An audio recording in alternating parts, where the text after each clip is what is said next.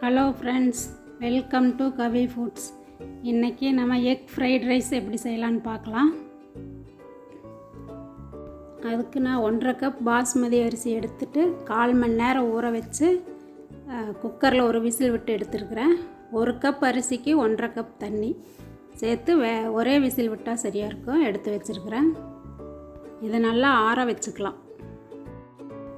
இப்போ கடாயை ஸ்டவ்வில் வச்சுட்டு 2 டேபிள் ஸ்பூன் எண்ணெய் விட்டுட்டு சூடானதுக்கப்புறம் ஒரு 4 பல் பூண்டு பொடியாக கட் பண்ணி வச்சுருக்கேன். அதை சேர்த்து வதக்கலாம். பூண்டு பொன்னிறம் ஆனதுக்கப்புறம் 1/2 கப் பீன்ஸ் சேர்த்துக்கலாம். அது கூட கேரட் 1/2 கப், இது கூட 1/2 கப் முட்டைக்கோஸ் சேர்த்துக்கலாம். அடுத்து குடமிளகா 1/2 கப், ஒரு குடமிளகாயை பொடியாக கட் பண்ணி வச்சுருக்கேன். இதெல்லாம் சேர்த்துட்டு நல்லா கலந்துக்கலாம். இது கூட 1 டீஸ்பூன் சர்க்கரை சேர்த்துக்கலாம். காய் கலர் மாறாமல் இருக்கிறதுக்காக சேர்த்து கலந்துக்கலாம்.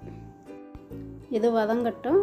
இனி இன்னொரு கடாயை அடுப்பில் வச்சுட்டு 1 ஸ்பூன் எண்ணெய் விட்டுக்கலாம். எண்ணெய் சூடானதுக்கப்புறம் 4 முட்டை எடுத்து வச்சுருக்கிறேன். அதை இதில் ஊற்றி நல்லா கலந்துக்கலாம்.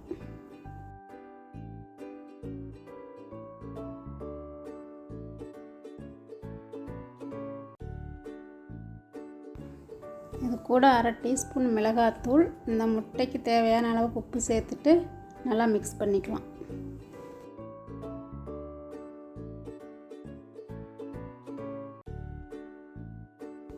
நல்லா அடிப்பிடிக்காமல் கிளறிக்கிட்டே இருக்கணும்.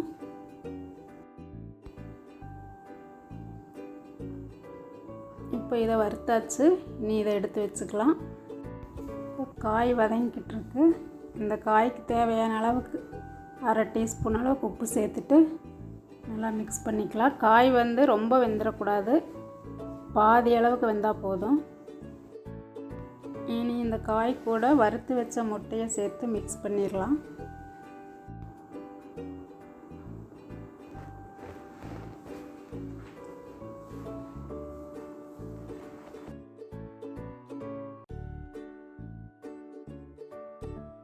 இனி இது கூட வேக வச்ச சாதத்தை சேர்த்து நல்லா மிக்ஸ் பண்ணிக்கலாம்.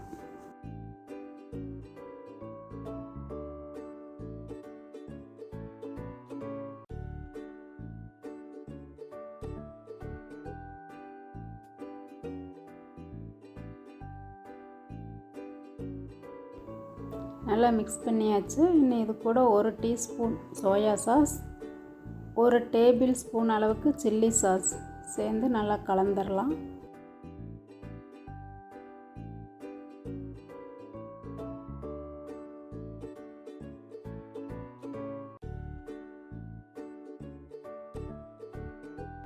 இனி இந்த சாதத்துக்கு தேவையான அளவுக்கு உப்பு சேர்த்துக்கலாம். ஏற்கனவே காய்க்கும் சேர்த்துருக்கு, பார்த்துட்டு அளவுக்கு சேர்த்துக்கோங்க. இனி மிளகுத்தூள் சேர்த்துடலாம். 1 டேபிள் ஸ்பூன் எடுத்து வச்சுருக்கிறேன். அதை இது கூட சேர்த்துட்டு நல்லா கலந்துடலாம்.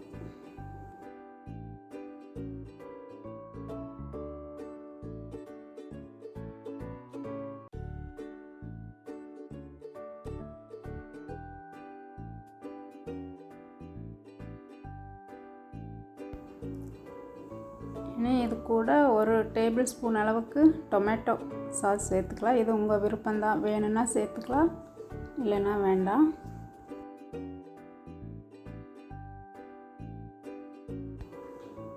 இனி கடைசியாக ஸ்ப்ரிங் ஆனியனை சேர்த்துட்டு ஸ்டவ் ஆஃப் பண்ணிடலாம். இப்போது சுவையான எக் ஃப்ரைட் ரைஸ் ரெடி. இந்த வீடியோ உங்களுக்கு பிடிச்சிருந்தா லைக் பண்ணுங்கள், ஷேர் பண்ணுங்கள், சப்ஸ்கிரைப் பண்ணுங்கள்.